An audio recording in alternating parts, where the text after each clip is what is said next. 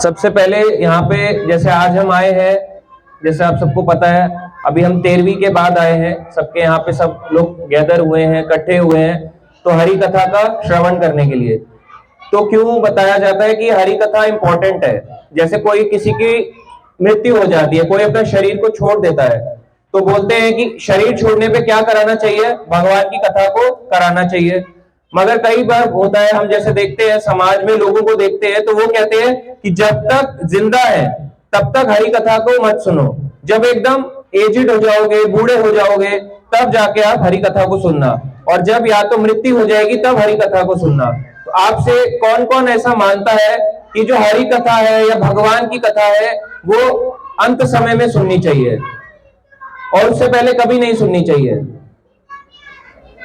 ऐसा है, पर हम ऐसा ही देखते हैं कि समाज में ज्यादातर कैसा होता है कि लोग अभी जैसे बचपन में कोई बच्चा हो, बच्चा अगर खेलने जाए तो खेलने जाने वाले पे उसको बोलेंगे कि तुम खेलने क्यों जाते हो, ये सब तो बड़े हो गए तो खेलने का है ना, अभी तो तुम्हारी खेलने कूदने की उम्र है। बच्चे को तो यही बोलेंगे खेलने जाते हो, अच्छा है, पर फिर भी उसको मना भी करते हैं।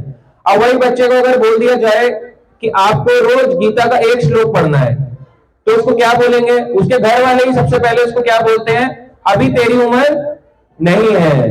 तो इसका मतलब उम्र का कैसे पता चलेगा कि अभी हमारी उम्र हुई है या नहीं हुई है? सबसे पहले देखो, जब हम अभी हमारी एज है, आप सब अभी कितने साल के हैं? कौन बताएगा? आप कितने साल के हो? 20 year old, 25 year old, 30 year old, ऐसे करके जो भी आप देखो तो क्या बोलते हैं हम हर वर्ड के आगे क्या लगाते हैं? हम 20 साल बूढ़े हो चुके हैं, वो हम खुद ही बोल रहे हैं।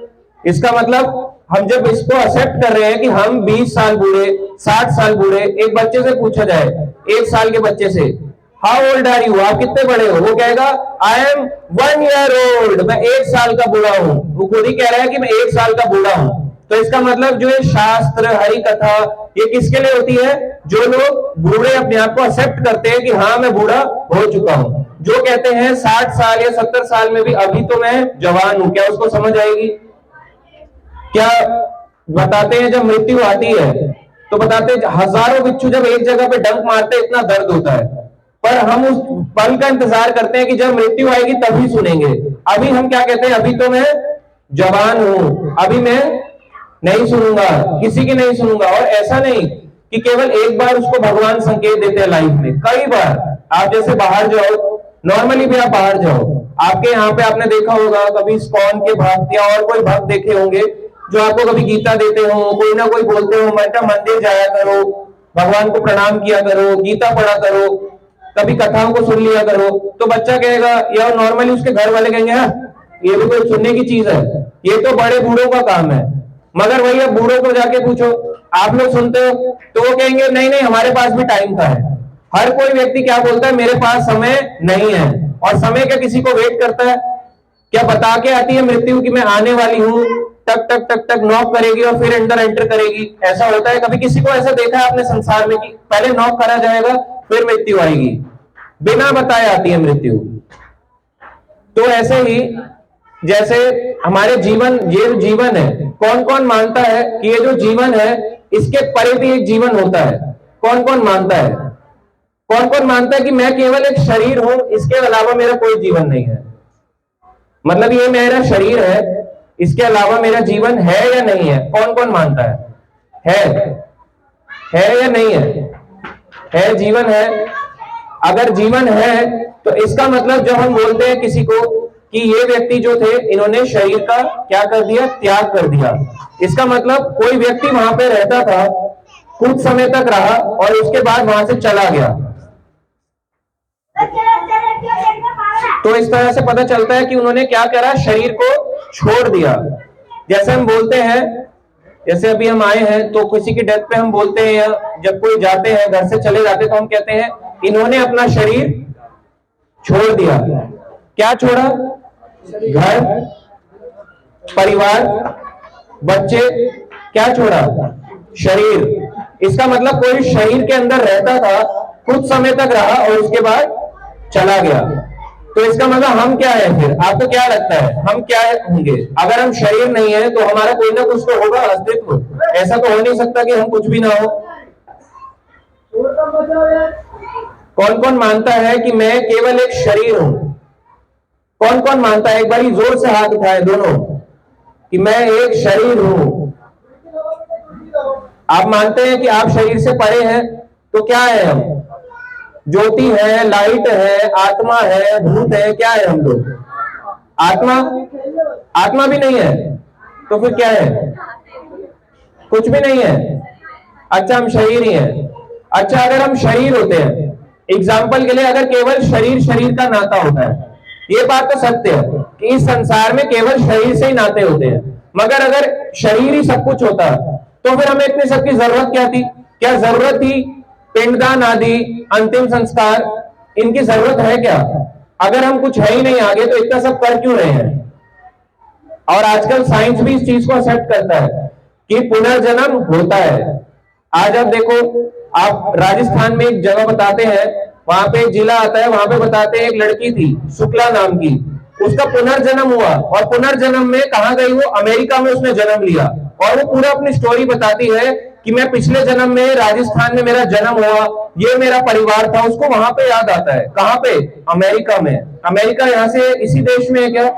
हमारे देश के बाहर का हिस्सा है क्या? हमारे जैसे दिखते हैं वो लोग? थोड़े से अलग हैं। कैसे हैं? गोरे रंग के हैं। और वो कैसे बोलते हैं? इंग्लिश बोलते हैं। तो एक इंग्लिश बोलने वाला अचानक से हिंदी कैसे बोल सकता है, जिसने पूरी जिंदगी कभी हिंदी के स्कूल नहीं गया हो, कभी उसके अलावा उसने कभी कोई शास्त्र ना पढ़े हो? वो कैसे जानता है कि मेरा जन्म यहां पे हुआ था? आप सब बैठ जाए, जो भी बनते हैं आप सभी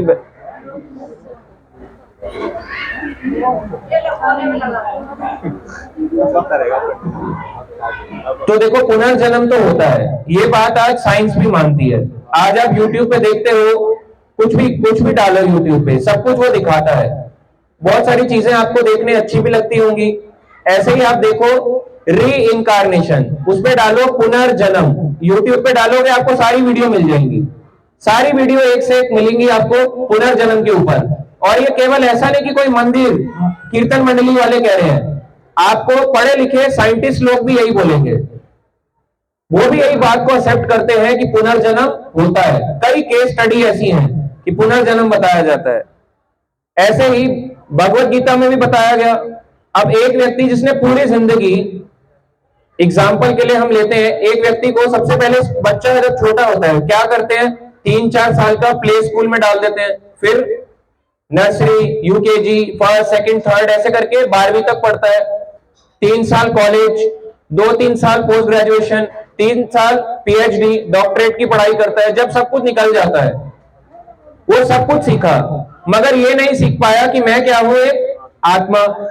इतना सारा पढ़ने के बाद उसको पता चलेगा कि मैं एक आत्मा हूं, तो उसने पूरी जिंदगी किसके लिए किया काम? शरीर के लिए था। वो क्या? अब जैसे एग्जांपल एक लेते हैं, एक उदाहरण, जैसे एक गाड़ी है और एक ड्राइवर है। एक ड्राइवर को अगर गाड़ी से बाहर निकाल दे तो क्या गाड़ी चलेगी ड्राइवर के बिना? अगर गाड़ी को कोई पॉलिश करता है, चमकाता है, अच्छा अच्छा स्प्रे पेंट मारे, उस पर अच्छा सा कोई टाइटल लगा दे, उस पर अच्छा सा विनाइल्स लगा दे और अच्छा सा उसमें टायर लगा दे, वो लगा दे, एलॉय व्हील्स लगा दे, तो क्या ड्राइवर के बिना वो गाड़ी एक इंच भी आगे बढ़ेगी? बढ़ सकती है? आप सोचो, ड्राइवर के बिना कितनी भी अच्छी गाड़ी हो, चल सकती है? नहीं चलेगी। अब लोग कहेंगे चलेगी, बताऊं कैसे? टेस्ला, इसका भी एग्जांपल है। टेस्ला का एग्जांपल देंगे, चलेगी? वो चला रहा है, टेस्ला का एग्जांपल देंगे, मगर नहीं चलती। देखो, टेस्ला जिसने बनाया, ऑटोमेटिक रोबोटिक, ये जो बता रहे हैं, इसके पीछे भी तो कोई व्यक्ति है ना, जिसने उसको बनाया, उस प्रोग्रामिंग को बनाया ताकि वो गाड़ी ऑटोमेटिक चल पड़े। तो ऐसे ही जैसे बिना ड्राइवर के गाड़ी नहीं चलती, बिना आत्मा के शरीर नहीं चलता। कौन कौन मानता है कि सच में ये बात तो सत्य है कि हम लोग कुछ इस शरीर से हटके हैं, हम आत्मा है, और आत्मा कैसी है ये हमें नहीं पता? मानते हैं आप सब? देखो, मानना तो पड़ेगा, यही शास्त्र बताते हैं, नहीं तो इतने सारी चीजें क्यों दी गई होती? अच्छा बताओ, इतने सारे शास्त्र हैं, इतने अलग अलग प्रकार के धर्म हैं। आज के समय में कितने लोगों ने अपने अपने हिंदू, मुस्लिम, सिख, ईसाई, अलग अलग धर्म है। हर धर्म इस बात को एक्सेप्ट करता है कि हम शरीर नहीं है, हम क्या है, आत्मा। आप जाके पढ़ो, हर धर्म में ग्रंथ में ये बात लिखी है। आप बोलोगे कैसे, हम कैसे माने? जैसे हर चीज का एक मैनुअल होता है। टीवी है, टीवी के साथ में एक छोटा सा आता है गाइड बुक आती है। फोन लेते हो, फोन तो सब चलाते हैं, उसके साथ में एक आती है गाइड बुक। ऐसे ही आप लेते हो क्या, जिंदगी, जिंदगी की गाइड बुक एक आएगी। तो उस गाइड बुक को क्या आपने पढ़ा कभी? छोटी सी गाइड बुक है, जैसे ये है, क्या आपने इसको कभी पढ़ा कि इसमें क्या लिखा था? देखो, हमने स्कूलिंग किया, कॉलेज किया, पीएचडी तक पहुंचे, सब कुछ किया। ये हमने किसके लिए किया? शरीर के लिए। मगर हम थे क्या? आत्मा। अब आत्मा को जानेंगे कैसे? जब हम अपनी जिंदगी का मैनुअल पढ़ेंगे, गाइड को पढ़ेंगे। अगर इसको हमने पढ़ा नहीं तो कैसे समझ पाएंगे हम शरीर नहीं है या आत्मा है, हम क्या है? और ज्यादातर हम पूरी जिंदगी किसके लिए कार्य करते हैं? शरीर के लिए। और हम है क्या? आत्मा। तो जिंदगी का क्या हुआ? जिंदगी क्या है? अच्छी गति मिली है, दुर्गति मिलेगी? दुर्गति मिलेगी, क्योंकि पूरी जिंदगी हमने क्या किया? शरीर माना अपने आप को, और हम थे क्या? आत्मा। तो अब इसका मतलब क्या, हम अपने कामों को छोड़ दें, भाग जाए अपने घरों से? एक एक व्यक्ति को बुलाओ, सबको, अरे आप शरीर नहीं हो, आत्मा हो, चलो कि चलो, सारे के सारे चलो, छोड़ दे क्या? तो छोड़ना नहीं है। जिस प्रकार से भगवान ने किसको ज्ञान दिया कुरुक्षेत्र में? अर्जुन को। तो क्या अर्जुन को बोला कि आ जाओ, रथ से उतरो, जाओ जंगल को जाओ, संन्यास ले लो? ऐसा था क्या भगवत गीता में? ऐसा था? ऐसा नहीं था। भगवान ने अर्जुन को कहा युद्ध करने के लिए। कहां पे? अपने ही सगे संबंधियों से। जबकि भगवान का कार्य क्या होना चाहिए कि युद्ध ना कराना। तो भगवान युद्ध क्यों करा रहे हैं? भगवान इसलिए करवा रहे हैं, भगवान चाहते हैं हर कोई अपनी ड्यूटी को अच्छे से करे, इसलिए भगवान ने युद्ध कराया। मैं भगवान को क्या जरूरत है युद्ध कराने की? इधर से मारा, साइड हो गए, एक तरफ साइड हो गए, खड़े हो गए ऐसे चक्र लेके, क्या जरूरत पड़ेगी? अगर वो ये बात को स्थापित करना चाहते हैं कि किस प्रकार से एक गृहस्थ को अपने कार्य करने चाहिए। आप सब क्या है, गृहस्थ है या सन्यासी है? सन्यासी तो नहीं बैठे यहाँ पे, देख लो कोई सन्यासी है तो। सारे गृहस्थ हैं, सारे घर वाले हैं, फैमिली मेंबर हैं सबके। अगर सन्यासी है तो अलग बात है, वैरागी तो नहीं है कोई यहाँ पे। तो इससे पता चलता है ये हमारे किसके लिए है गीता? गृहस्थों के लिए। तो हमें इसी गीता को पढ़ना चाहिए। ये गीता, जब कोई व्यक्ति की प्राण निकल जाते हैं, डेथ होती है, तो हम क्या पढ़ते हैं? गरुड़ पुराण या फिर भगवत गीता। तो जब तक जी रहे थे तब तक क्यों नहीं पढ़ा? जाने के बाद ही क्यों पढ़ रहे हो? जीते जी नहीं पढ़ना, जीते जी भी पढ़ना चाहिए। जो व्यक्ति बताते हैं जिस घर में कोई शरीर का त्याग करता है, 13 दिन तक आत्मा उस घर में रहती है। 13 दिन तक वो देखता रहता है उसके आस पड़ोसी, उसके सगे संबंधी क्या कर रहे हैं। इस प्रकार से वो देखता है, अरे इतना इग्नोरेंस है, इतने सारे लोग, वो देखता है अरे काश मैंने पहले पढ़ा होता, काश इस तरह से करा होता। मगर अगर उनके परिवार में भी भक्त हो तो भी वो सारे ऋणों से मुक्त हो जाते हैं। बताते हैं केवल एक व्यक्ति अगर भक्त बन जाए परिवार का, शुद्ध भक्ति की राह पे निकल जाए, 21 पीढ़ियां, 10 पीढ़ी आगे, 10 पीढ़ी पहले और एक अपनी करंट पीढ़ी, 21 पीढ़ियां भगवान के धाम को जाती हैं। हरि हरि बोल। तो भगवान की भक्ति जीते जी करनी है। ये नहीं कि इंतजार कर रहे हैं जब शरीर निकल जाएगा ना तब करूंगा। मान लो अगर आपका शरीर के प्राण निकल गए, ऐसी जगह पे निकले कि आपका गीता पढ़ने वाला कोई नहीं था, क्या करोगे? चलो यहाँ तो भक्त थे, मान लो अगर ऐसी जगह पे जहां पे कोई आपके परिवार में एक भी व्यक्ति भक्त ना हो, फिर क्या करोगे? क्या ये आयोजन हो पाएगा? आजकल के टाइम में देखो लोग कैसे आयोजन कराते हैं। डेथ होने पे, जैसे हमारे यहाँ पे साथ में भक्त है, तो बताया उनके यहाँ पे राजस्थान में डेथ हुई, जयपुर में, उनके वहां पे गुटखा खिलाया 13 दिन तक। 13 दिन तक 500 लोगों को चाय पिलाई गई, शराब पिलाई गई, इस तरह से माहौल बना रहा। तो क्या है, अच्छी बात है? अब वो जीव आत्मा, जो आत्मा ने शरीर को छोड़ा है, वो 13 दिन तक देख रहा है कि शायद अब तो कोई मेरे लिए गीता पढ़ेगा, अब तो कोई गरुड़ पुराण पढ़ेगा, अब तो भगवान का हरि नाम होगा, अब तो कीर्तन होगा, अब तो कथा होगी। और वो क्या देख रहे हैं कि लोग क्या कर रहे हैं? नॉनवेज खा रहे हैं, शराब पी रहे हैं, गुटखा खा रहे हैं, तो क्या ये अच्छा कल्चर है? तो क्या लगेगा उन सबको? दोष। फिर वो कुंडली लेके जाएंगे, अरे हमारे तो दोष लग गया, इन्होंने दोष डाल दिया हमारी कुंडली में, पंडित जी ठीक कर दो। फिर वो उपाय बताते रहेंगे, दोष का ये करो, शनि को तेल चढ़ा दो। शनि क्या कर लेगा? आपने दोष करे, इतने दोष ही दोष है आपके अंदर। सही समय पे जो व्यक्ति बुद्धिमान होता है वो हरि कथा को सुनता है और गीता को अपने जीवन में अपनाता है। तो ये गीता किसके लिए है? हमारे लिए या या मरते प्राणी के लिए? हम सबके लिए। ये जीते जी के लिए है, ये मरे हुए लोगों के लिए नहीं है, ये जीने वाले लोगों के लिए है। ये जीना आपको सिखाएगी कि इस संसार में जीवन जीना कैसे है। अभी तो हमें यही नहीं पता कि हम जीवन जी कैसे रहे हैं। भगवत गीता में देखो एक श्लोक आता है, दूसरा अध्याय 13 नंबर श्लोक में भगवान बताते हैं अर्जुन को, देहिनो अस्मिन् यथा देहे कौमारम यौवनम जरा तथा देहांतरम प्राप्ति धीरस्तत्र न मुह्यति। यहां पे बताते हैं भगवान, क्या बता रहे हैं अर्जुन को? जैसे शरीर होता है, ये शरीर होता है, इसके बाल्यावस्था से तरुणावस्था, बालक होता है पहले बच्चा, फिर यंग होता है, फिर बूढ़ा वृद्धावस्था को जाता है। ऐसे ही जो शरीर होता है, जब वो पुराने व्यर्थ के शरीर हो जाते हैं ना, एक शरीर को त्याग के वो कहां चले जाता है? नए शरीर में। तो हम लोग किसके ले रहे हैं? अगर एक यहां पे बताया भगवान ने, एक बच्चा छोटा था, जैसे बच्चे हैं ये बड़े हो जाएंगे, फिर और बड़े हो जाएंगे, जैसे आप सब हो। अभी हम यहां बैठे हैं, थोड़े टाइम बाद बाल वाइट, फिर बाल झड़ने लगेंगे, फिर शरीर छूट जाएगा। ऐसा ही होता है। तो जिस प्रकार से हमारा इसी शरीर में हमारे को परिवर्तन होते हुए दिख रहा है, ऐसे ही आत्मा एक शरीर को त्याग के कहां चली जाती है? दूसरे शरीर में। तो इसका मतलब डेथ किसकी हुई? शरीर की या आत्मा की? किसकी हुई? आवाज नहीं आ रही। शरीर की हुई। मरता क्या है? शरीर या आत्मा? शरीर। तो हम रोते किसके लिए हैं? शरीर या आत्मा? शरीर के लिए रोते हैं। तो अगर वो व्यक्ति आत्मा था तो क्या आपने जाना कि हम भी एक जीव आत्मा है, वो भी एक जीव आत्मा है? क्या हमने जाना पूरी जिंदगी भर? हमने बीटेक करा लिया, एमटेक करा लिया, ये करा लिया, ग्रेजुएशन कर लो, ये कर लो, ये कर लो। अब बच्चा, जो पहले बच्चा होता है, जिस बच्चे को पहले बीटेक कराना सिखाते हैं, वही बच्चा पढ़ लिख के पहले अपने माँ बाप को साइड करता है, पहले तुम साइड हो जाओ, पहले मैं अंदर। पूरे अगर आपने संस्कार दिए होंगे, आपका वो व्यक्ति अंतिम संस्कार तक आपके साथ देगा।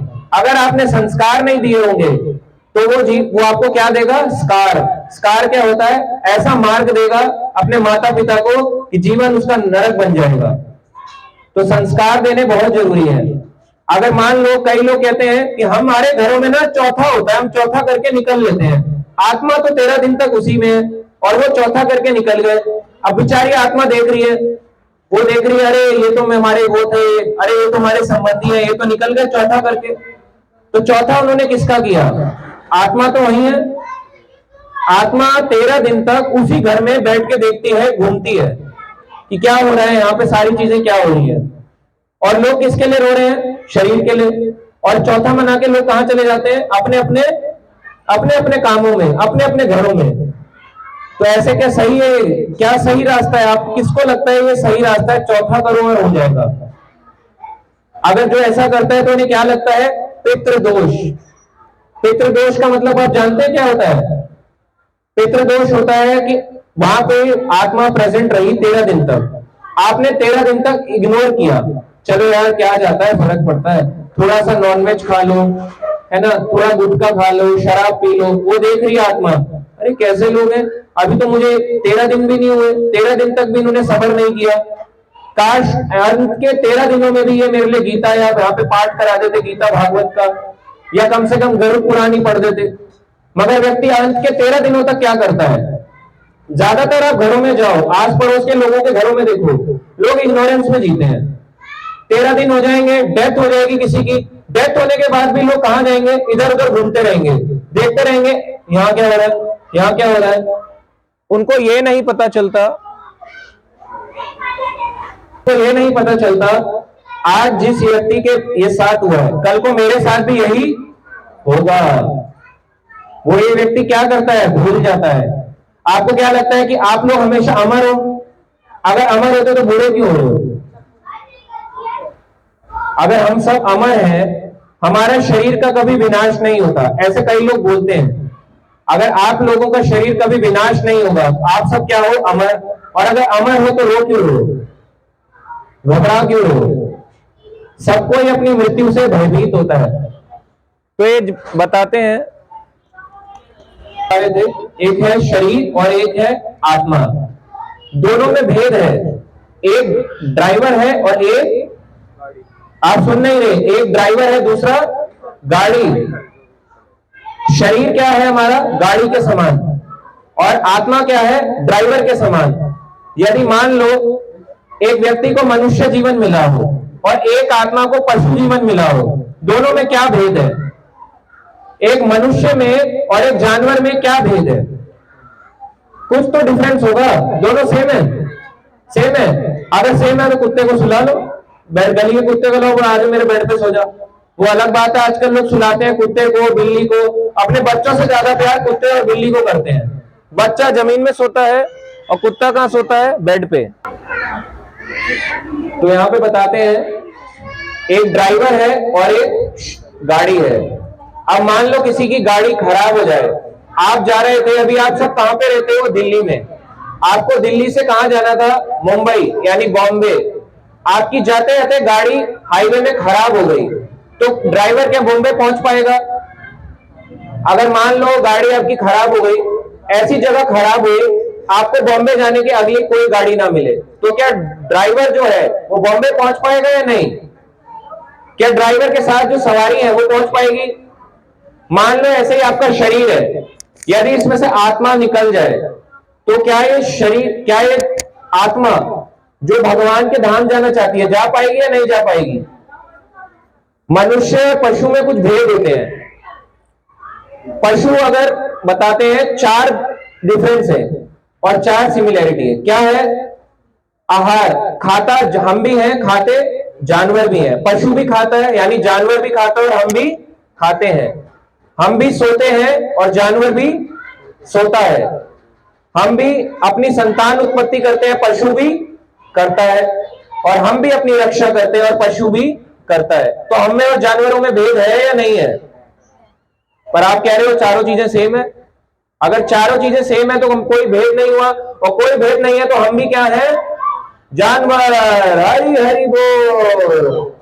आप सब मानते हैं आप जानवर हैं, तो आपने हरि बोल क्यों करा? कई लोग कहते हैं हम चिंपांजी से आए। कौन मानता हम चिंपांजी से आए? हम लोग, हमारे पूर्वज बंदर थे बंदर।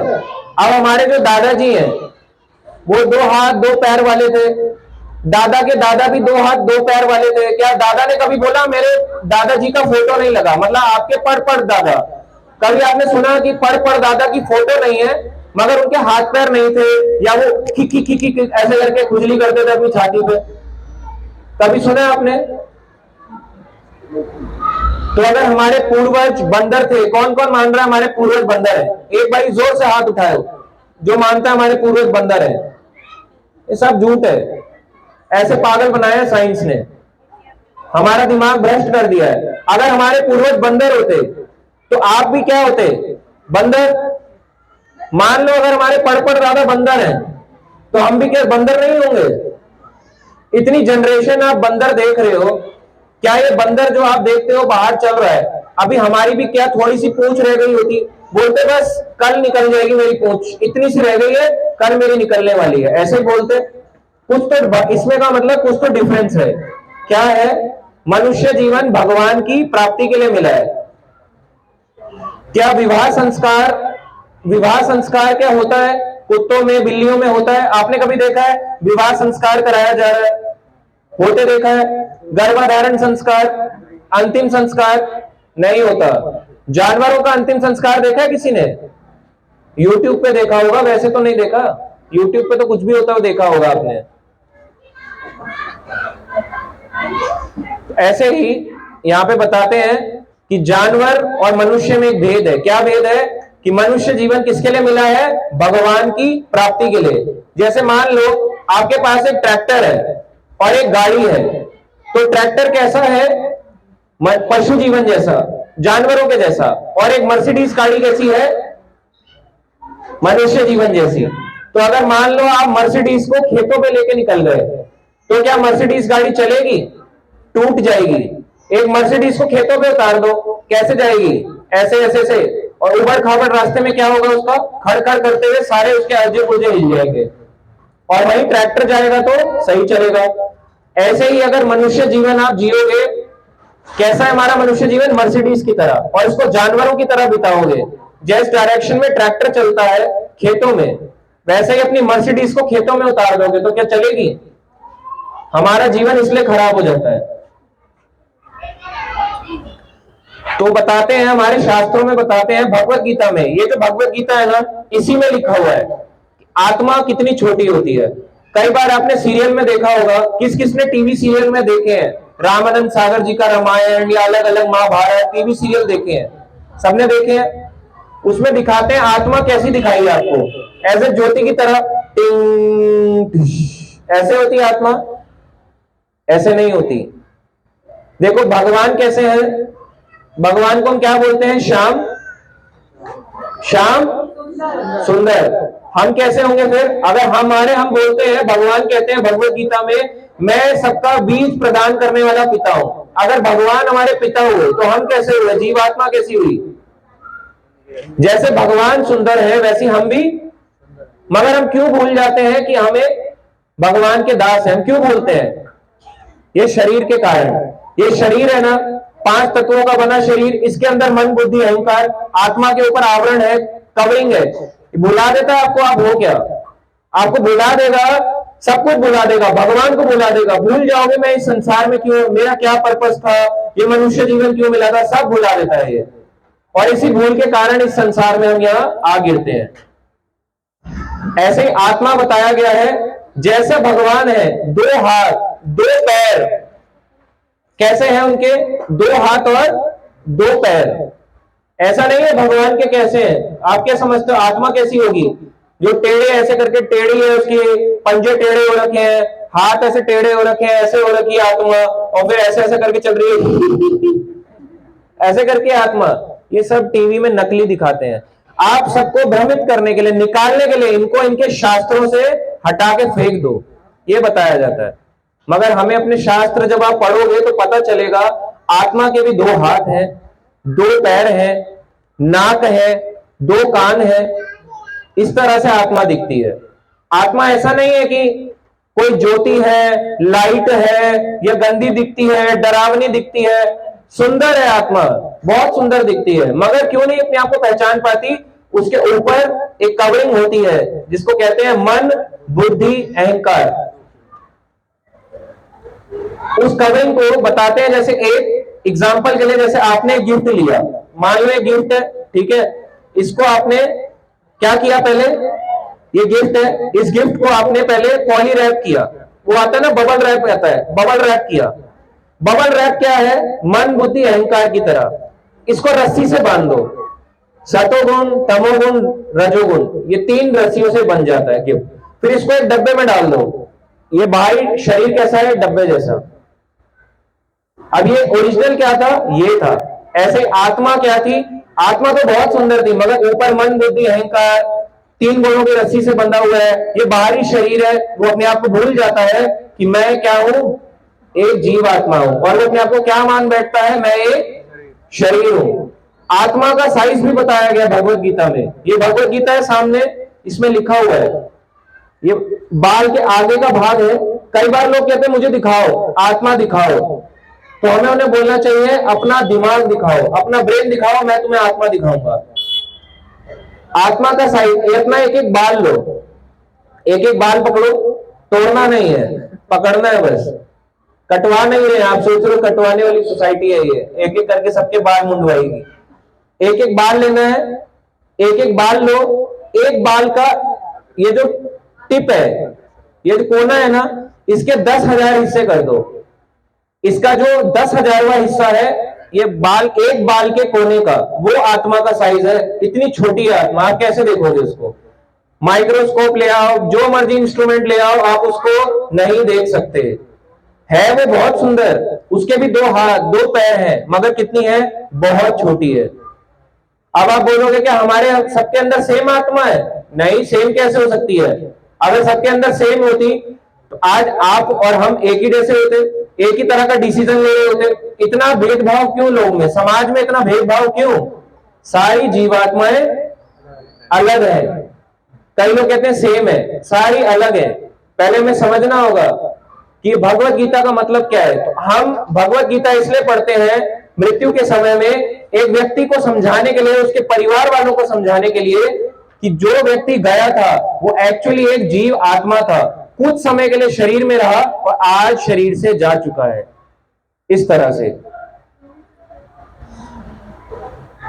तो यहां पे एक और श्लोक आता है, देखो भगवत गीता में। आप बोलोगे आत्मा मरती है, पर यहां पे देखो भगवत गीता में बताया गया है, दूसरा अध्याय 20वां नंबर श्लोक। यदि किसी के घर में डेथ हो जाए, कोई भी हो, आपके रिश्तेदार हो, पड़ोसी हो, कहीं भी आपके घर में कभी डेथ हो, आप इसको पढ़ सकते हो अपने अपने घरों में। दूसरा अध्याय भगवत गीता का, ये आप पढ़ो। वैसे तो और भी है, पर अभी के लिए केवल उसमें दूसरे अध्याय का नाम है गीता का सार, कि गीता क्या समझाना चाह रही है।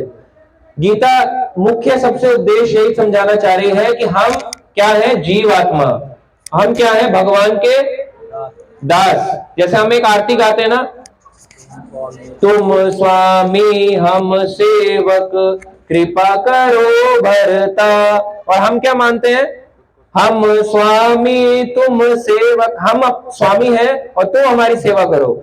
मैं यहाँ मंदिर इसलिए नहीं आ रहा हूं तुम्हारे को हाथ जोड़ने, मैं यहाँ इसलिए आ रहा हूं कि मैं अपनी इच्छा पूर्ति कराने आया हूं तुम्हारे से। मेरी ये लिस्ट है, एक सुंदर लड़की, एक सुंदर घर, सुंदर जॉब, अच्छा पैकेज, ये मेरी डिटेल्स है, इसको पूरा करो, नहीं करोगे छोड़ दूंगा। तो हम क्या हुए, स्वामी, और वो क्या हुए, सेवक। ये हमारा ऐसा गलत भाव है, जबकि हम है क्या, हम सेवक और वो स्वामी। बोल भी रहे हैं मगर कर उल्टा रहे हैं। क्यों उल्टा कर रहे हैं? क्योंकि ये पढ़ते नहीं है। पूरी जिंदगी आपकी निकल जाएगी ऐसी सोचते सोचते। आप पढ़ोगे, आपको देखना, आपको देख के दो लोग और पढ़ेंगे।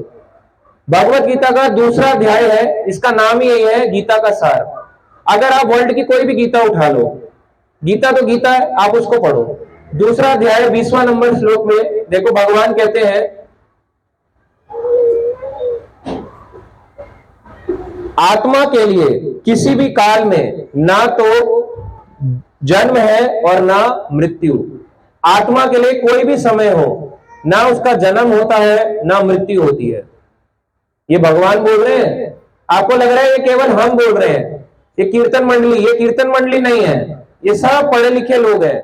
ऐसा नहीं है कि मैंने इनको कोई ब्रेन वॉश किया, इधर आओ, ये चक्र देखो क्या दिख रहा है तुम्हें, 10 दिख रहे हैं, 9 दिख रहा है, क्या दिख रहा है?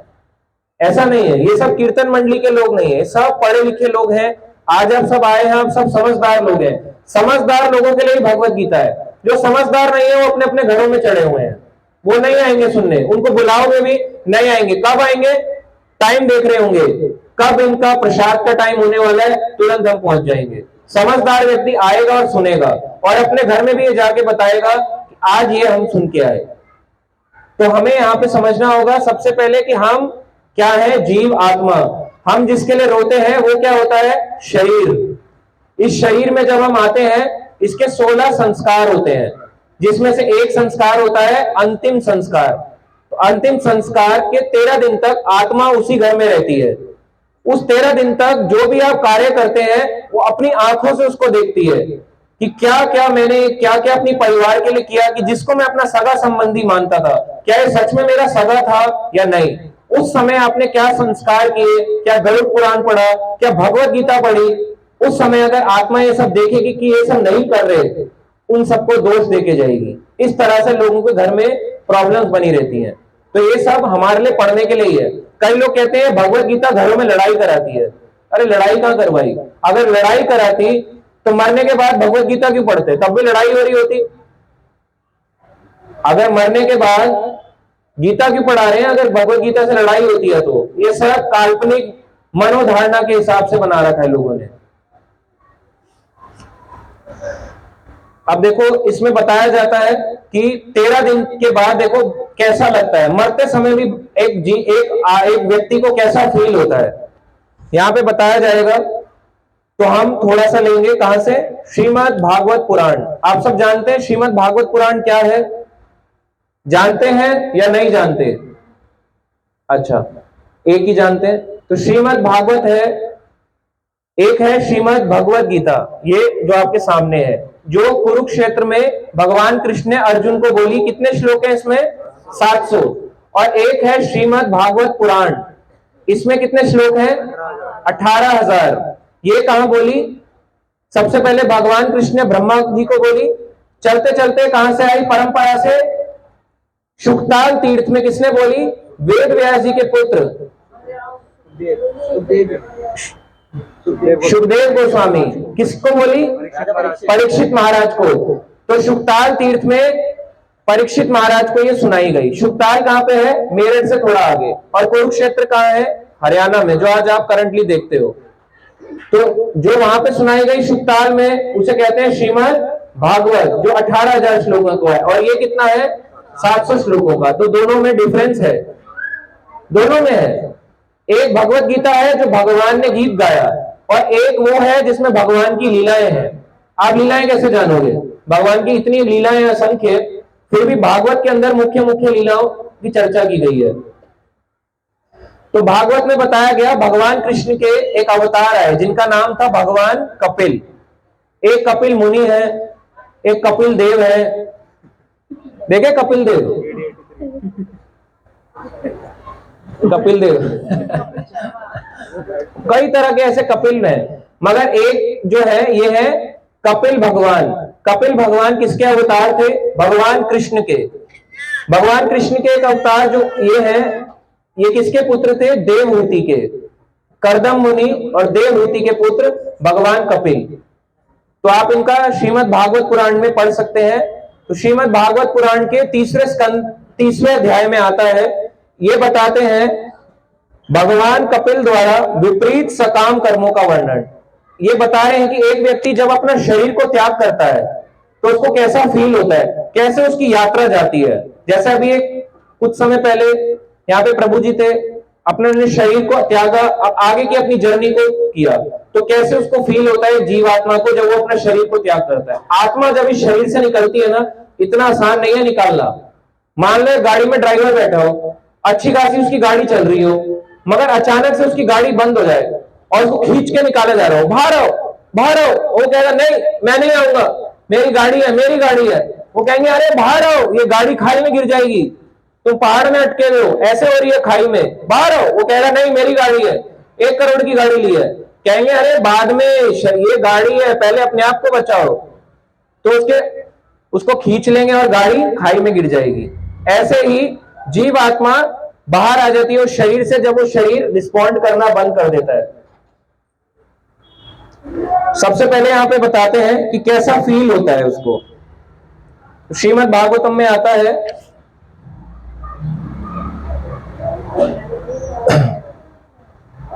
इसका तीसरा स्कंद 30वां अध्याय 16 नंबर श्लोक। यहां पे भगवान कपिल बता रहे हैं मरते समय एक प्राणी को कैसा फील होता है। आप सबने एक्सपीरियंस किया कभी डेथ का? किया है? इस जन्म में नहीं किया, पहले तो किया होगा, क्योंकि जीवात बार बार पुनर्जन्म हो रहा है, तो पहले तो इसका मतलब हमने किया है सबने एक्सपीरियंस। मगर कैसा फील होता है एक बार उसको थोड़ा सा बताएंगे, ज्यादा नहीं थोड़ा थोड़ा ही बताएंगे। वायुना उत्क्रमता उत्तार कफ संरुद्ध नाड़िका कास श्वास कृता आयसा कंठे घुर घुरायते। बताते हैं रुग्ण अवस्था, जब शरीर में खूब बीमारियां आ जाती हैं तो क्या होता है, अंदर से वायु के दबाव के कारण उसकी आंखें बाहर निकल आती हैं। आंखें जब व्यक्ति शरीर मतलब डेथ आने वाली है उसको कैसा होता है, आंखें बड़ी बड़ी बाहर को आने लगती हैं, बाहर को धकेलती है, हवा अंदर रुक जाती है, बाहर को अंदर से प्रेशर आता है हवा का, आंखें ऐसे बाहर को निकलने लगती हैं। उसकी ग्रंथियां कफ से भर जाती हैं, यानी कि बताया जाता है उसके ग्लैंड्स, ग्रंथियां यानी कि उसके ग्लैंड्स, कफ यानी आप जानते हैं बलगम से, ये जितने भी आपके ना बलगम से भर जाएगा, ऐसे करके नहीं होता, एकदम से बोलना बंद हो जाते हैं। जब आपका यहाँ पे कफ होता है, यहाँ पे अटक जाता है, कैसा बोल पाते हो? बोल पाते हो? जब तक गर्म पानी ना पियो उतरेगा नहीं। तो यहां से पहले हवा से उसकी आंखें बाहर होंगी, फिर उसका कफ से उसको गला उसका जुकड़ जाएगा, वो बोल नहीं पाएगा कि बचाओ बचाओ, वो बोल नहीं पाएगा। इस तरह से उसको फील होता है। उसे सांस लेने में कठिनाई होती है, वो सांस नहीं ले पाता, ऐसा लगता है कि सांस वो खींच नहीं पा रहा है, उसकी सांस रुक जाती है क्योंकि बीच में कफ आ गया, उसकी सांस को वो खींच नहीं पा रहा है। ये भगवान कृष्ण कह रहे हैं अपने कपिल अवतार में, मैं नहीं कह रहा, या कोई इस्कॉन या कोई मंडली वाले नहीं कह रहे, ये ग्रंथ कह रहा है। कोई भी संसार में आप श्रीमद् भागवत पुराण उठाओ, उसमें यही लिखा हुआ है अंत समय में कैसा फील होता है। सांस लेने तथा छोड़ने पर गले के अंदर से घुर घुर की आवाज निकलती है, ऐसे करके होता है ना, घुर घुर की आवाज निकलती है, क्योंकि वो बुला नहीं पाता, पुकार नहीं पाता, ऐसा फील होता है उसको। बताते हैं ऐसा दर्द कैसा होता है शरीर के अंदर, जैसे एक ही जगह में 20,000 बिच्छू डंक मारे, इतना दर्द होता है। एक पॉइंट पे 20,000 बिच्छू, एक बिच्छू मार दे दंड, कितना दर्द होता है। मगर एक पॉइंट पे, एक इतने से पॉइंट पे 20,000 बिच्छू डंक मारे, मजबूर हो जाती है आत्मा इतने दर्द के कारण कि उसको बाहर आना पड़ता है। आगे यहां पे बताते हैं जब वो इस प्रकार से आता है तो वो देखता है कि उसके सगे संबंधी, शरीर से बाहर आ गई आत्मा, उसके सारे सगे संबंधी उसको देख के रो रहे हैं। वो ये चीज फील कर पाता है, अरे ये तो रो रहे हैं, अरे ये तो मेरे घर वाले थे, ये तो मेरे संबंधी थे, ये तो मेरे को देख के रो रहे हैं। इस प्रकार से वो देखता है।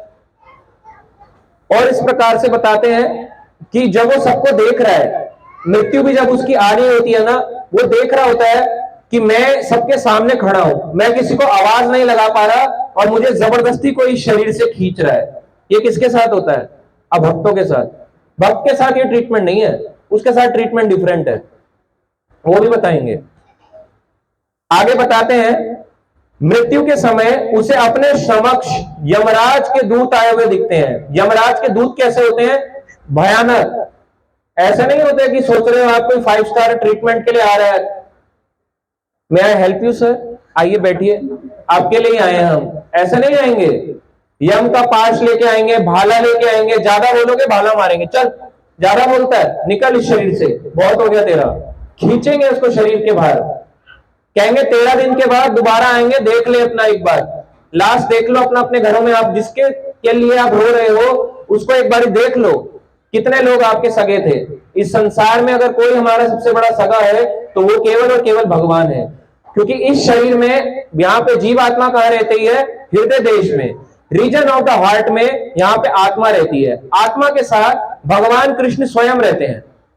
जैसे एक बेटा होता है ना, और एक उनके पिता होते हैं, तो बेटा कभी भी जाता है, पिता जानता है कि मेरा बेटा अकेला नहीं चल सकता ज्यादा समय, तो मैं उसके साथ बैठ जाता हूं। ऐसा लगेगा ऐसा जैसे एक बच्चा गाड़ी चला रहा है, जैसे आपने देखा रिमोट कंट्रोल गाड़ी चलाते हैं बच्चे आजकल, मॉलों में जाते हैं, मॉलों में जाते हुए जब वो चला रहे होते हैं तो उसको लगता है मैं ड्राइव कर रहा हूं, मगर चला कौन रहा होता है? कौन चला रहा होता है? उसके पेरेंट्स, उसके पिता, माता पिता चला रहे होते हैं।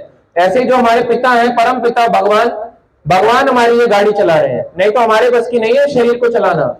हम केवल डिसीजन लेते हैं, भगवान उसको एक्सेप्ट करते हैं, ठीक है, मना भी करते हैं, गाइड भी करते हैं, मगर हम सुनते नहीं है, क्योंकि हम कैसे हैं? हटी। यही इच्छा करके तो हम भगवान से आए थे, हम तुम्हारी नहीं मानेंगे, तुम हमारी मानो। बताते हैं यमराज के दूत कैसे दिखते हैं? उनके नेत्र क्रोध से भरे होते हैं। ऐसे नहीं देखेंगे आपको ऐसे करके गुस्से से देख रहे हैं, ऐसे करके देख रहे हैं, आंखें लाल होती हैं ऐसे कि आपको मार डालेंगे। जैसे मान लो कोई एक व्यक्ति दुश्मन हो किसी का, तेरे को छोड़ूंगा नहीं, इस प्रकार से मारने के लिए दौड़ के आते हैं, भाला और यम पाश लेके। इस प्रकार भय के मारे उसका मल मूत्र छूट जाता है, केवल उनको देखने से ही, जिसको आप मल मूत्र कहते हो, यूरिन और स्टूल उसका पास हो जाता है, केवल देखने से। इस शरीर में जितने द्वार हैं, जब भी आत्मा शरीर से बाहर आती है उस जगह से आप देखोगे पानी बाहर आता है। जब भी कोई व्यक्ति होता है, किसी के नाक से आता है, किसी की आंख से आता है, किसी के कान से आता है, किसी के नीचे से आता है, जहां से आएगा आत्मा उस स्थान से बाहर आ जाती है। आत्मा घबरा जाती है उनको देख के, यमदूतों को देख के। आगे बताते हैं यातना देहे आवृत्य पाशे बद्ध्वा गले बलात् नयता दीर्घम अध्वानम दंडयम राजभटा यथा। जिस प्रकार राज्य के सिपाही अपराधी को दंडित करने हेतु उसे गिरफ्तार करते हैं, उसी प्रकार इंद्रिय तृप्ति में संलग्न अपराधी पुरुष यमदूतों के द्वारा बंदी बनाया जाता है। जैसे राजा के सिपाही होते हैं या फिर पुलिसमैन के क्या होते हैं, पुलिस वाले होते हैं, चोर को गिरफ्तार कर लेते हैं, वैसे ही यमदूत क्या करते हैं, ले लेते हैं उस जीवात्मा को, कहते हैं अच्छा तू ही था, तूने इतने नियमों को तोड़े, तेरे को बताया गया ये नियम पालन करना है, मांस नहीं खाना, शराब नहीं पीनी, ये सब बताया गया, मगर वो क्या कहता है, हम तुम्हारी नहीं सुनेंगे। कौन होते हो तुम बोलने वाले, किसने देखा भगवान होता है, सब उसको ये देख के याद आता है क्योंकि घबरा जाता है। जैसे चोर के सामने एकदम से पुलिस आ जाए और चोर पकड़ा जाए, चोर को क्या लगेगा, एकदम से याद आ जाएगा कि मैंने ये सारी गलतियां करी है। ऐसे ही जब ये पकड़े जाते हैं, यमदूत पकड़ लेते हैं उसको सारी गलतियां याद आ जाती है कि मैंने अपने जीवन काल में इतनी बड़ी बड़ी गलतियां कर दी।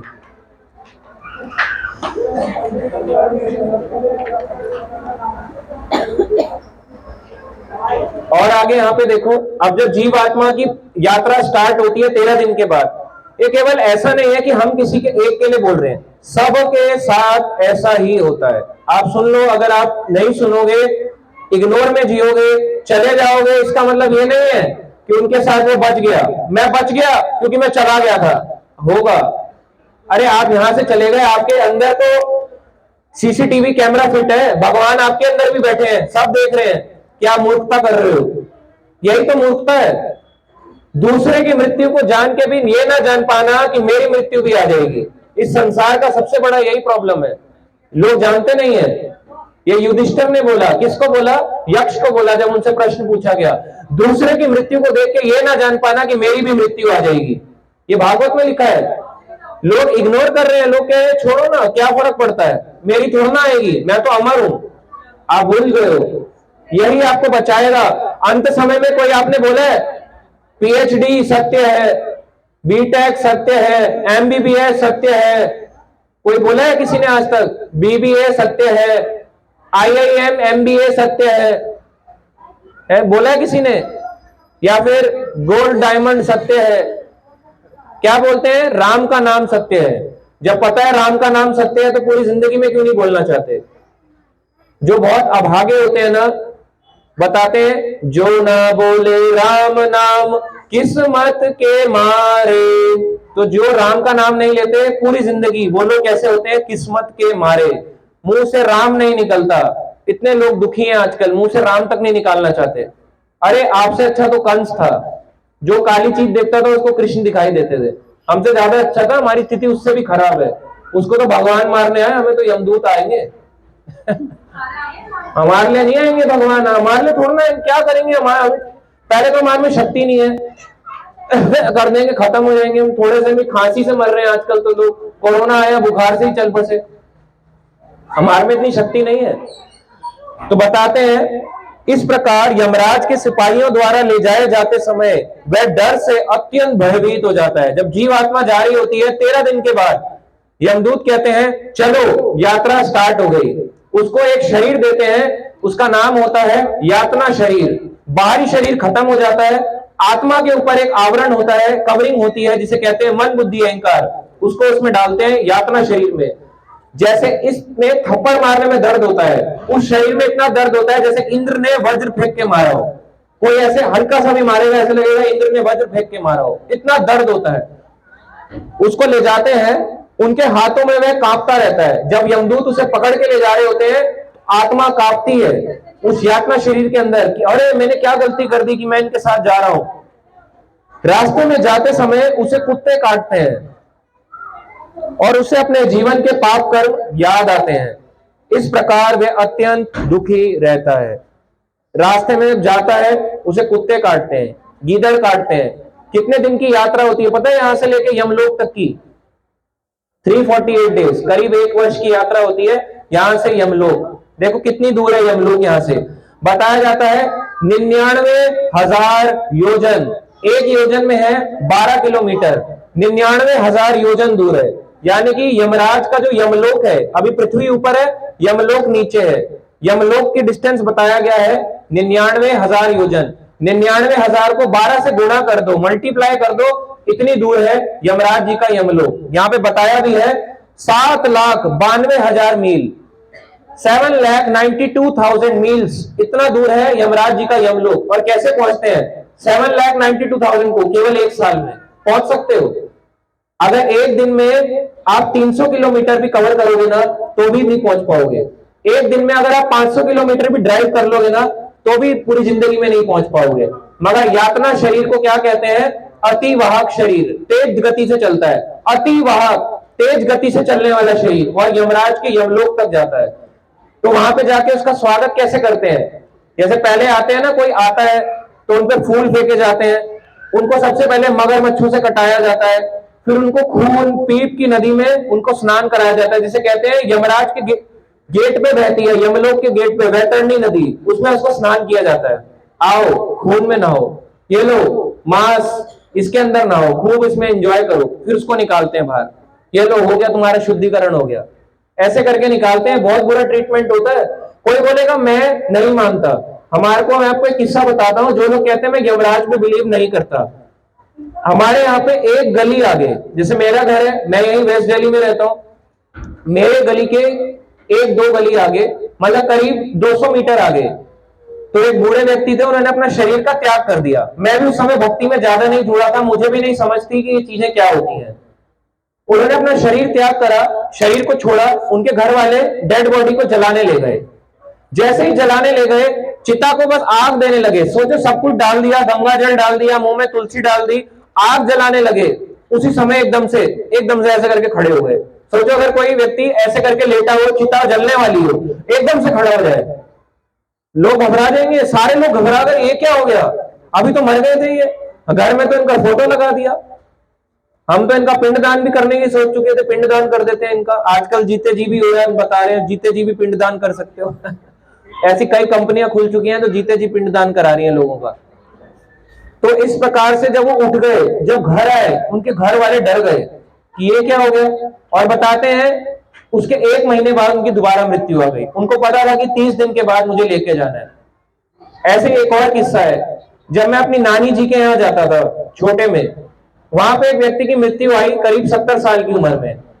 तो जब 70 साल में ले गए, वहां पे भी उनके साथ ऐसी हुआ, जब चिता में जलाने लगे, ऊपर लेके जा रहे थे, राम नाम सत्य है, राम नाम सत्य है, जब ऐसे लेके जा रहे, एकदम से व्यक्ति खड़ा हो गया, और ऐसे करके खड़ा हो गया। वो कह रहे अरे ये क्या है, अभी तो राम नाम सत्य बोल रहे थे, तो खड़ा ही हो गया, ये तो सच का मतलब सच में राम का नाम काम करके जिंदा कर दिया उनको लगा राम का नाम से काम बन जाते हैं, देखो जिंदा हो गए। फिर वो आए, कह रहे यमदूतों ने गलत डिसीजन ले लिया था। यमदूत ने कहा कि हम तुम्हें 10 साल पहले लेने आ गए, जाओ इस शरीर में थोड़ा और भोग कर लो। तो फिर वो जब 80 साल के हुए, 10 साल तक उन्होंने खूब एंजॉय किया, मगर भक्ति फिर भी नहीं करी, ये जानते हुए कि 10 साल बाद मेरी मृत्यु आने वाली है। सब कुछ बता दिया, यमदूतों का दर्शन भी कर लिया, मगर फिर भी क्या कर रहे हैं, अभी भी एंजॉय, थोड़ा 10 साल मिला ना, अभी भी सेटल कर लूं, बच्चे की शादी है, प्लॉट है, एक विल लिख जाऊं, मेरे बाद किसको जाएगा, इस तरह से अपनी विल बनाने में ही लगे रहते हैं। मगर क्या मृत्यु आपको बता के आएगी? सारी की सारी विल यहां रह जाएगी। कितने सारे ऐसे अकाउंट्स हैं आज के समय में, इंडियन ओवरसीज बैंक और ऐसे कई बैंक के अंदर है, केवल 1-2 बैंक के नाम ले रहा हूं मैं, जहां पे अकाउंट सीज हो गए हैं। वो लोग मर गए, आगे उनके कोई था नहीं, नॉमिनी नहीं था, सबको सब चला गया। मान लो व्यक्ति ने अपने जीवन में पैसा जोड़ा, 5 लाख रुपए जोड़े, वो सोच रहा था कि 5 लाख का अधिकारी किसको बनाऊं, अपने बेटे को दूं, अपनी सास को दूं, बच्ची को दूं, माता पिता को दूं, और उस व्यक्ति ने पहले ही वो शरीर छोड़ दिया। अब वो 5 लाख रुपए क्योंकि कोई नॉमिनी नहीं बनाया था, वो बैंक का हो गया। इतना सारा जोड़ा, परिवार के तो तब भी काम नहीं आया, तो आप जोड़ किसके ले रहे थे? इससे अच्छा तो आध्यात्मिक ज्ञान को जोड़ते, जिंदगी के साथ भी और जिंदगी के बाद भी। ये असली इंश्योरेंस है लाइफ का। ये पैसे वाला इंश्योरेंस से कुछ नहीं होगा, LIC करा लो, पॉलिसीज करा लो, ये वेस्ट है। ये गीता जिंदगी के साथ भी और जिंदगी के बाद भी आपको आगे लेके जाएगी। इस प्रकार से वो जब उठ गए, 10 साल तक भी उन्होंने भक्ति नहीं करी, और 10 साल के बाद फिर उनकी वही गति हुई जो उनकी 70 साल की उम्र में हुई, वही 80 साल में उनकी हुई। तो क्या उन्होंने बहुत बड़ा महारत हासिल करी है? इस तरह से हमें देखना चाहिए कि जिंदगी जो मिली है ना, ये हम सब सच में गॉड गिफ्टेड है, हम ब्लेस्ड हैं कि हमें मनुष्य जीवन मिला है। आज भी हमारी सांस चल रही है, भगवान हमें मौका दे रहे हैं रोज रोज, अभी भी समय है पढ़ ले, अभी भी समय है भगवान का नाम ले ले, अभी भी समय है। भगवान अंदर से बोल रहे हैं। जब कोई व्यक्ति परमात्मा के अंदर बैठे भगवान की नहीं सुनता, तो सामने भक्त रूपी या गुरु रूपी कोई आता है, पथ प्रदर्शक रूप आता है, उसको समझाता है तुम पढ़ो, तुम्हारे लिए बहुत जरूरी है। सब कुछ एक तरफ रह जाएगा, अंत समय में यही काम आने वाला है, हरि ही काम आने वाले हैं।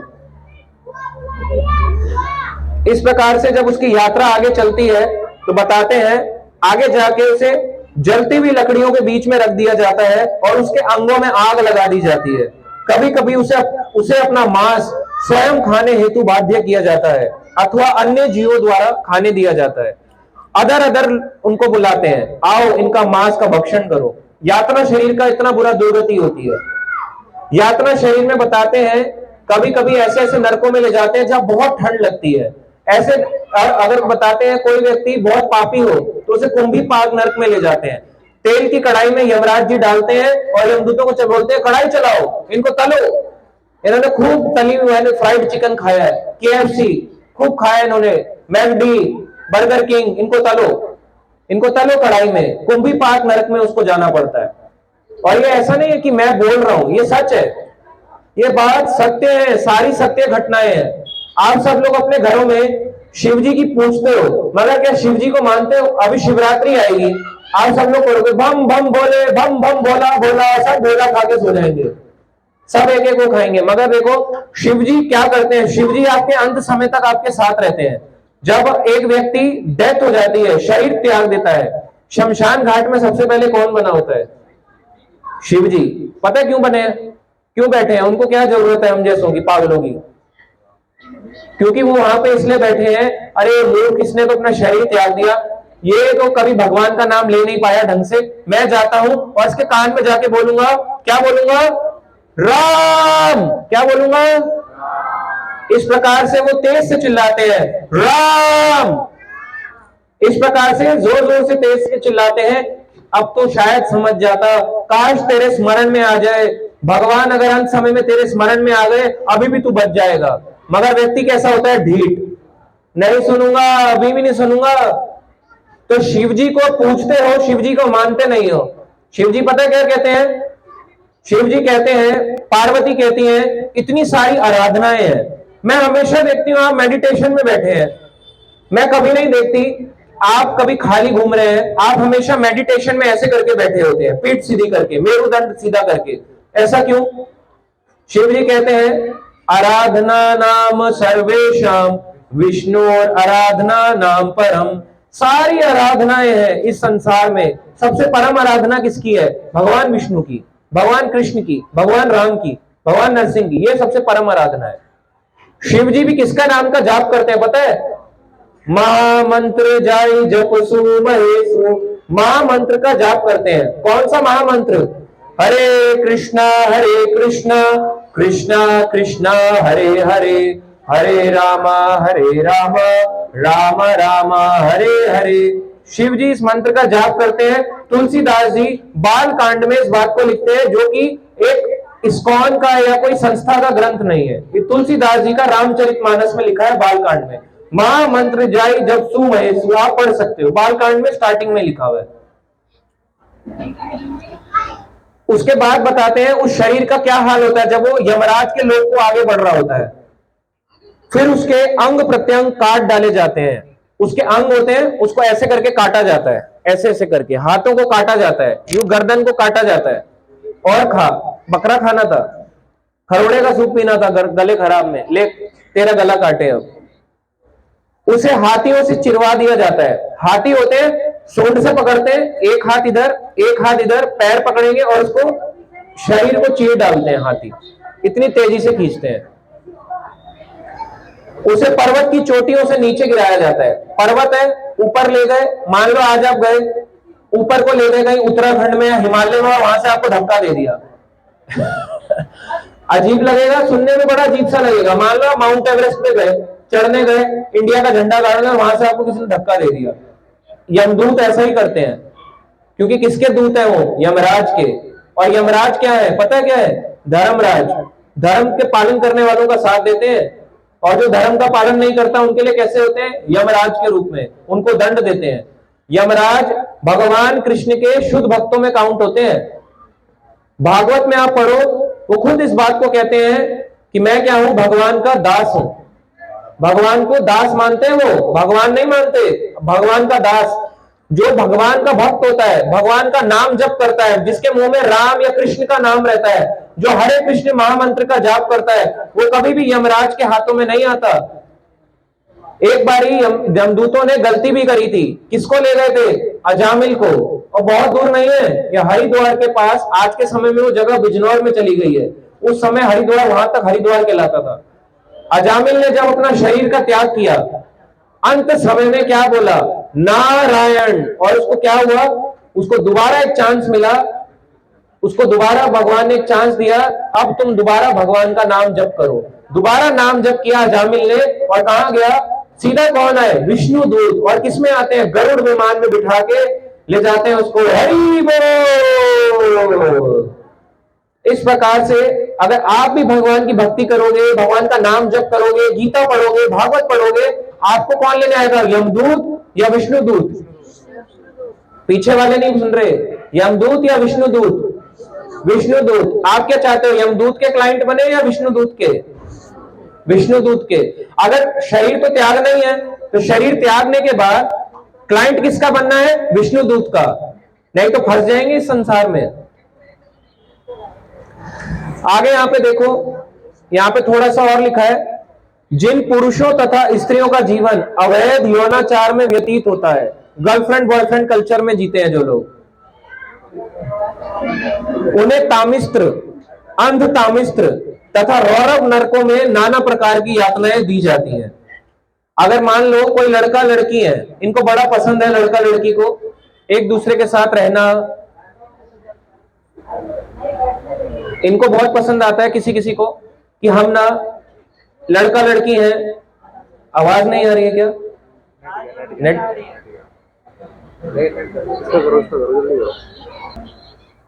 तो यहां पे बता रहे थे हम आगे कि कैसे उसको आगे उसका ट्रीटमेंट होता है उस आत्मा का। तो हम बता रहे थे जो पुरुष तथा स्त्री का जीवन अवैध यौनाचार में रहता है, अवैध यानी कि गर्लफ्रेंड बॉयफ्रेंड कल्चर। जैसे एक बोले मेरी ना ये गर्लफ्रेंड है, मैं इसके साथ घूमना पसंद करता हूं, इसके साथ संबंध बनाना पसंद करता हूं, तो बना लो। यमदूत कैसे आपका हाल करेंगे? तपता हुआ लोहा लेंगे, उसके साथ चिपका देंगे, कहेंगे लड़की के साथ चिपकना पसंद था ना, ले अब लोहे में चिपक। जो लोग मांस खाते हैं उनको उन्हीं के शरीर का ऐसे करके उनका शरीर का मांस कटवाते हैं, उंगलियां कटवाते हैं और उनसे चबवाते हैं, कह रहे अपनी खाओ, टेस्टी लग रही है अब तुम्हें, क्यों खाया तुमने? बेचारा मुर्गी था, बेचारा बकरा था, क्यों मारा तुमने उसको? उसकी क्या गलती थी जो तुमने उसको काट के मार डाला? कोई भी जानवर जब काटा जाता है हंसता है ऐसे करके, हाँ हाँ हाँ हाँ मेरी मृत्यु आ गई, वो रोता है। और रोते हुए व्यक्ति क्या करता है? बददुआएं देता है। दुआ देता है कोई रोते हुए? रोते हुए आदमी क्या करता है? बददुआएं देता है। और बददुआ अच्छी है गंदी होती है? बोलते हैं यार तू बुरा बोलता है, तू जो बुरा बोलता है बुरा हो जाता है।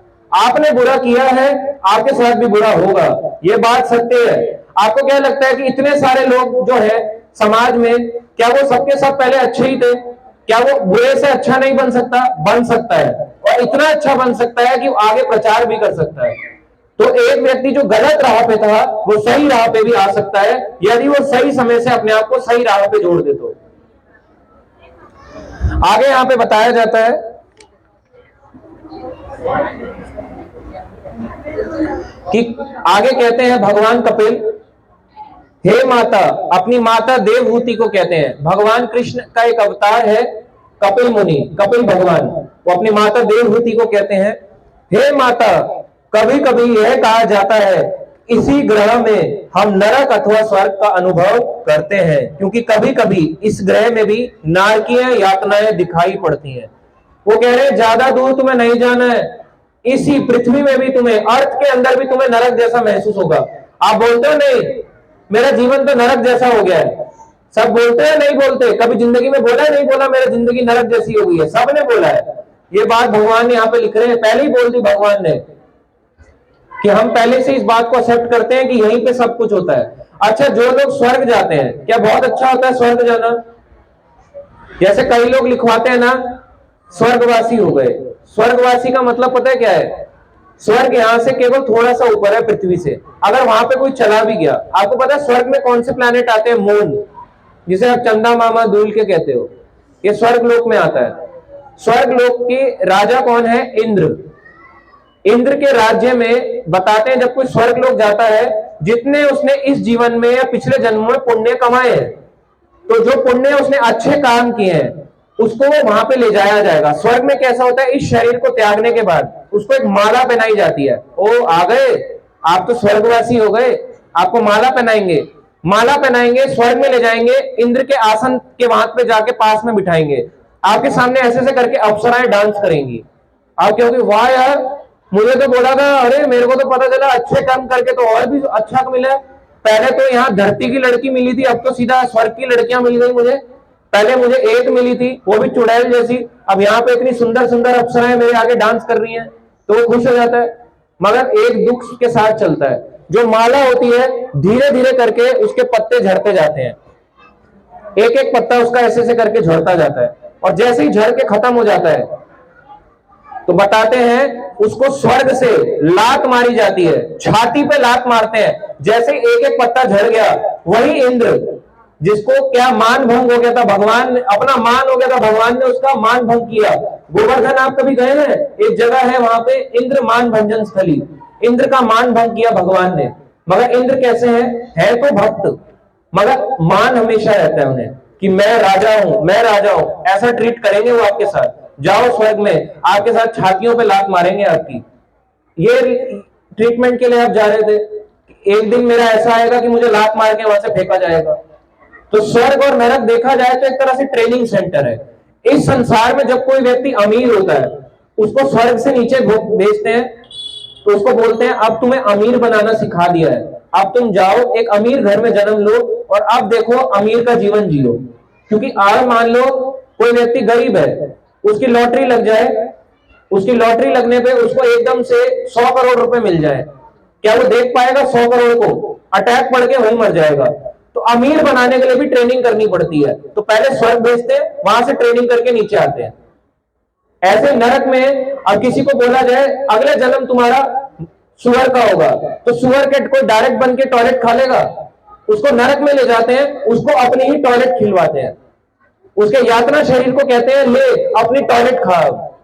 यमदूत मजबूर करते हैं, जब वो वहां पे टॉयलेट खाता है नरक में, तो यहाँ पे उसको सुअर का जन्म देते हैं। अब तुम ट्रेन हो गए हो, अब तुम रोज टॉयलेट को खा सकते हो, अब तुम सुअर बनो, जगह जगह में इस एरिया में जितनी भी टॉयलेट पड़ी है सबकी टॉयलेट खाओ। इस तरह से ट्रीटमेंट होता है स्वर्ग और नरक में।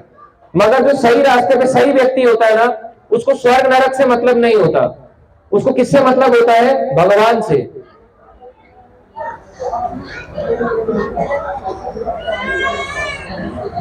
तो इस प्रकार से अब देखो, इसमें कुछ कुछ चीजें और भी होती हैं। ये तो हमने बताया एक व्यक्ति जब शरीर छोड़ के यमलोक तक जाता है कैसे उसके साथ ट्रीटमेंट होता है। हमने कुछ कुछ चीजें बताई, कितना दूर है यमराज जी का लोक, वहां पे कैसा ट्रीटमेंट होता है, रास्ते में क्या क्या आता है। नरक से वापस फिर व्यक्ति जब इतना कुछ हो जाता है, उसको यातनाएं दे देते हैं, उसको अलग अलग पशु जीवन में 84 लाख योनियों में डालते हैं। उसके बाद उसको एक जीवन ऐसा मिलता है, धरती पे मनुष्य बनाते हैं, वो भी कहां पे? भारत भूमि। भारत में भी कहां? वृंदावन के केवल 200-250 किलोमीटर दूर हो आप, इतनी पास में इस जगह पे जो पहले इंद्रप्रस्थ कहलाता था, वहां पे आपको जन्म दिया। और यहाँ के राजा कौन थे इंद्रप्रस्थ के? युधिष्ठिर, पांडव, जहाँ के राजा पांडव भक्त थे, उनको मौका दिया जाता है अब तो शायद पढ़ लेगा, अब तो शायद भक्त बन जाएगा। और वो क्या करता है? अभी तो मैं जवान हूं, ये किसका काम है? बूढ़ों का। तो बूढ़ा बूढ़ा करते करते उसका जीवन ये भी व्यर्थ हो जाता है, फिर से वो 84 लाख योनियों की साइकिल में चले जाता है। तो हम किसका वेट कर रहे हैं कि बार बार हमारा पुनर्जन्म हो, फिर से हमारा मरण हो, यही चलता रहे? इस साइकिल के लिए आप इतनी मेहनत कर रहे हैं? नहीं। तो अब इसमें कुछ चीजें हैं, आप सब जानते हैं पिंडदान क्यों जरूरी होता है? कौन कौन जानता है? पिंडदान करना मानते हैं जरूरी है, किसने शरीर छोड़ा है तो जरूरी है या नहीं? होता है पक्का? आजकल पिंडदान, पता है, एक कंपनी है, एक ऐसी ऑर्गेनाइजेशन है जो जीते जी भी पिंडदान करा देती है, पर वो पागल है, बहुत बड़े पागल है। वो कहते हैं जीते जी पिंडदान कर दो, ऐसे करो 10 पिंडदान करो, आपका हो गया। क्या पता आपके परिवार वाले बने ना बने, भक्त बने ना बने, आप अपना जीते जी पिंडदान कर दो, क्या हो जाएगा उससे पिंडदान? अपना कोई पिंडदान स्वयं कर सकता है क्या? भगवान के नियमों को चुनौती दे दोगे आप लोग? तो ये गलत है। पिंडदान के बारे में बताया जाता है, 10 पिंडदान कहते हैं, 10 पिंडदान किए जाते हैं एक व्यक्ति जब शरीर छोड़ देता है। तो बताते हैं 10 पिंडदान क्यों जरूरी है। आपने कई लोग देखा है कि कई लोग पैरालाइज्ड होते हैं या उनकी बॉडी में कोई हैंडीकैप्ड होते हैं, कई लोगों का पैर नहीं काम करता, हाथ नहीं काम करता, आंख से अंधे होते हैं। इसके पीछे रीजन है। 10 पिंडदान में बताते हैं, पहले पिंडदान से प्रेत के शरीर का शिरोभाग का निर्माण होता है। अगला शरीर जो उसको मिलने वाला है उसका ये सर बनेगा, शिरोभाग ये वाला हिस्सा सिर का भाग बनेगा। दूसरे पिंडदान से उसके कान और नेत्र की सृष्टि होती है। दूसरा पिंडदान जो किया जाता है, कान और नेत्र, कान नेत्र ये दोनों चीजें बनती हैं दूसरे पिंडदान से। जिसका दूसरा पिंडदान नहीं होता उसकी या तो आंखें रह जाएंगी, कान रह जाएगा। देखा होगा आपने, कई लोगों की आंख से अंधे होते हैं, क्यों? पिछले जन्म में पिंडदान नहीं हुआ। हाँ, हो सकता है कोई पूर्व कर्म ऐसा रहा हो धृतराष्ट्र के जैसा, मगर पिंडदान के कारण भी ये चीजें होती हैं। तीसरा पिंडदान में बताते हैं क्या बनता है, कंठ यानी गला, कंधे, बाहु, वक्षस्थल यानी चेस्ट, ये तीसरे पिंडदान से बनता है। चौथे पिंडदान से बनता है नाभि, लिंग यानी नीचे जेनिटल्स और गुदा भाग, तथा पांचवें पिंडदान से बनता है, पांचवा पिंडदान क्या बनाता है, जानु यानी घुटने, ये घुटने बनाता है। जंघा, ये जंघा, थाइज, थाइज बनती है पांचवें पिंडदान से, और पैर बनते हैं, ये पांचवें पिंडदान से पूरे नीचे के पैर बनते हैं। आगे बताते हैं छठे पिंडदान से मर्म स्थल, मर्म स्थल यानी ब्लड वेसल, जो खून को बॉडी में लेके जाता है ना, हार्ट से खून को लेके जाता है, इसे कहते हैं हार्ट। हार्ट और ब्लड ये सब बनते हैं। हार्ट बेसिकली नाड़ी कहते हैं, ब्लड वेसल, हार्ट होता है मर्म स्थल। हार्ट बनता है सातवें पिंडदान से, छठे पिंडदान से।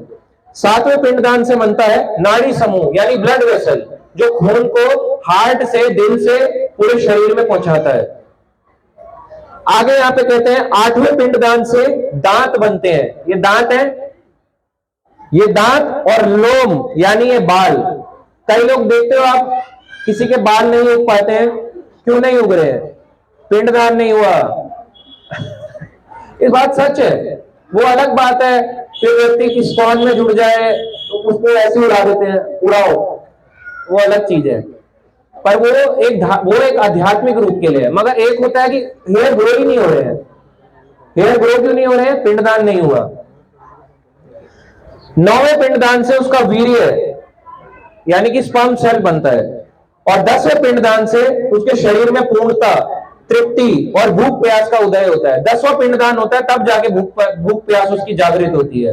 जिसके 10 पिंडदान होते हैं अगला शरीर उसको मिल जाता है। तो जिसके 10 पिंडदान नहीं हुए होते, अगला शरीर उसको हैंडीकैप अलग अलग तरीके से मिलेगा। इसलिए कई लोग आप देखते हो, इनके साथ ऐसा क्यों है, इसने जन्म जाप ऐसा क्यों किया? अरे इसने पिछले जन्म में अपने परिवार को संस्कार ही नहीं दिया, परिवार ने पिंडदान नहीं किया, पिंडदान नहीं किया तो आज अपने ही कर्म का भुगत रहा है। अपने परिवार वालों को उसने बोला अरे छोड़ो कुछ नहीं होता, टेलीविजन देखो, अभी अवार्ड सेरेमनी आ रहा है, संडे आ रहा है, अवार्ड देखो, गाने देखो, नई पिक्चर लॉन्च होने चली है, मॉल चलो, नया मॉल चला है, ये सारी चीजें करवाता है उसको, मगर उसको संस्कार नहीं देता। संस्कार देता तो पिंडदान करते, पिंडदान करते तो जिस समय उसकी मृत्यु होती अगला शरीर उसका बन जाता। मगर उसने पिंडदान नहीं किया तो अपने ही कारण वो अपने ही कर्मों का फल भुगत रहा होता है। कई लोग कहते हैं ये जो कर्मों का फल है ना भगवान दे रहा है। अरे भगवान भगवत गीता में पता है क्या कहते हैं?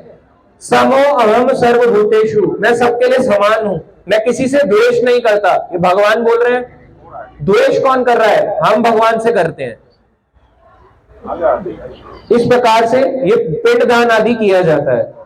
अब आप बोलोगे कि इतनी सारी चीजें आपने बताई, यमलोक जाते हैं, शॉर्ट में थोड़ा थोड़ा बताया कैसे यमलोक में हमारे साथ होता है, कैसी ये यात्रा होती है। क्या इससे छूटने का कोई उपाय है? कोई एक उपाय जो मिल जाए हमें।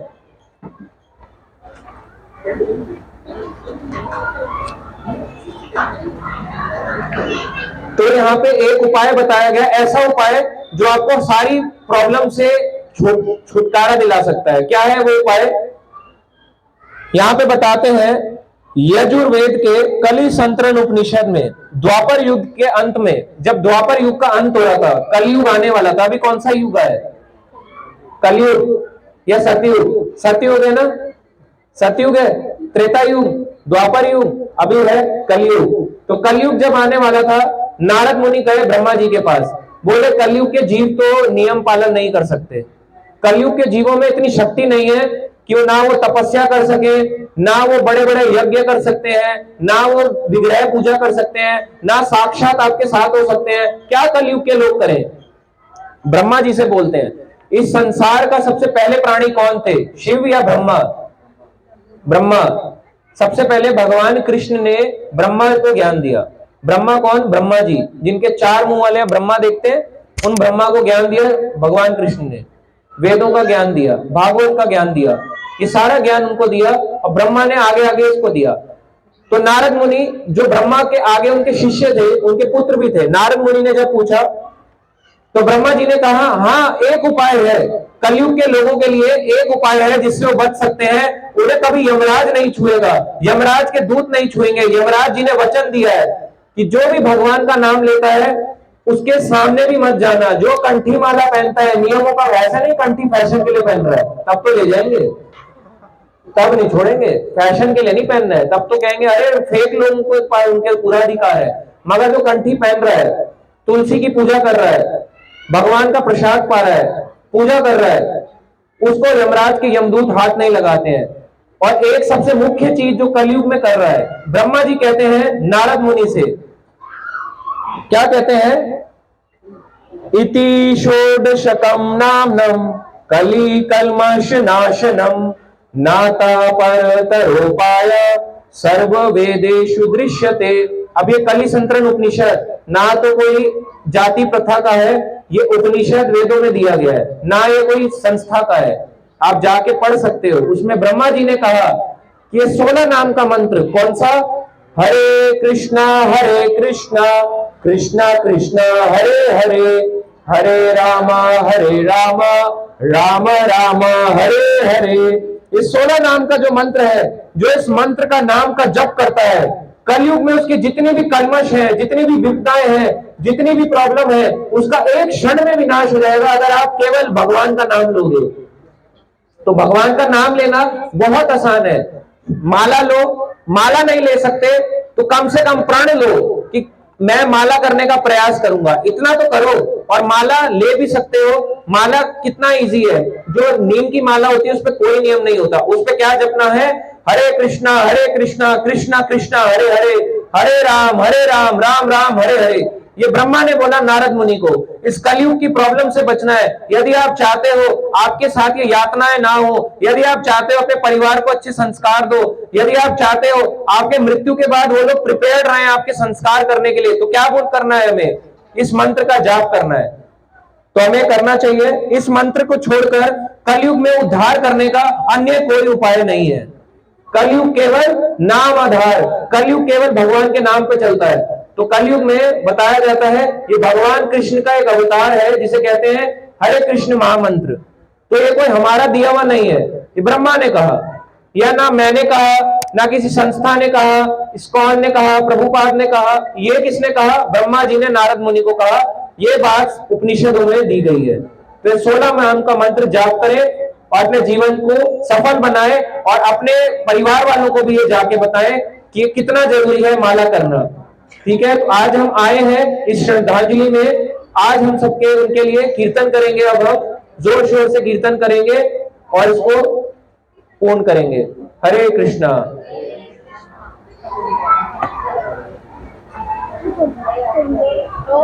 ऑनलाइन वाले सभी भक्तों को हरे कृष्णा कृष्णा कृष्णा हरे हरे, हरे राम राम राम हरे हरे।